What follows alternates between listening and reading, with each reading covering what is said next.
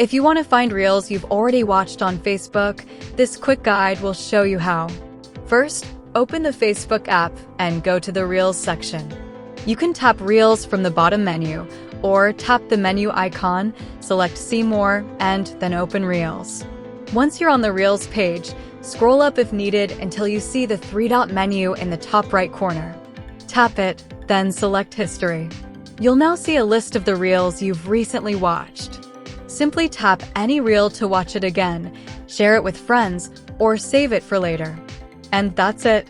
That's how you can find your watched reels on Facebook.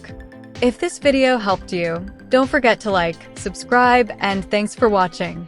To be what I want, I'll keep dreaming on. I'm staying strong, need to move on. To be what I want, I'll keep dreaming.